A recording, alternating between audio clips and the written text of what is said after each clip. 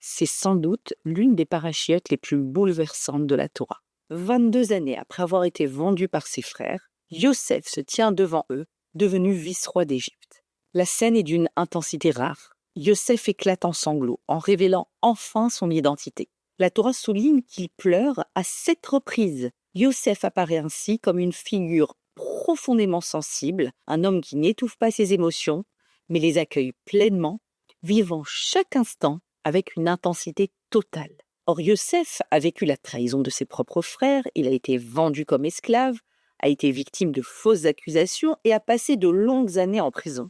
Il aurait toutes les raisons d'éprouver de la rancœur à leur égard, et pourtant, au moment même où il révèle son identité, il déclare « Ce n'est pas vous qui m'avez envoyé ici, mais Dieu ».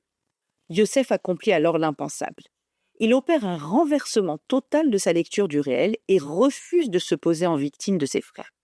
Il se perçoit comme un homme investi par Dieu d'une mission, sauver des vies. Tout ce qu'il a traversé devient à ses yeux nécessaire pour atteindre cet objectif, sauver une région entière de la famine et offrir un refuge à sa famille.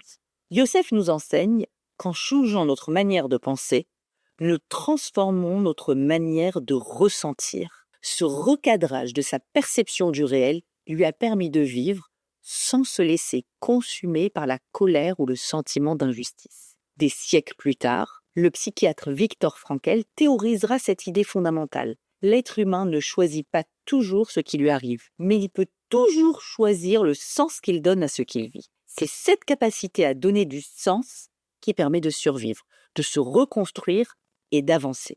Nous ne pouvons pas changer le passé, mais en changeant notre façon de le comprendre, nous pouvons transformer l'avenir. Ainsi, Yosef refuse de laisser les traumatismes du passé le définir. Lors de la naissance de son premier fils, il le nomme Ménaché, en disant « Dieu m'a fait oublier toute ma souffrance ». A-t-il réellement oublié la vente, le puits, la prison ? Bien sûr que non. Ce qu'il exprime, c'est que Dieu lui a permis de se détacher de cette douleur, de faire en sorte qu'elle ne le définisse pas. C'est ce qui lui permet ensuite d'aller de l'avant. Son second fils est nommé Éphraïm, car Dieu m'a permis de me développer dans le pays de mon affection.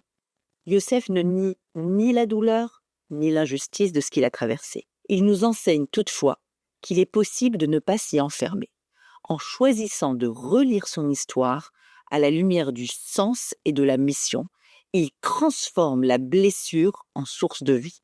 Son parcours nous rappelle que si nous pouvons effacer le passé, nous avons toujours le pouvoir de décider ce que nous en faisons. C'est dans ce choix que se joue notre capacité à avancer, à grandir et à donner un sens nouveau à notre histoire.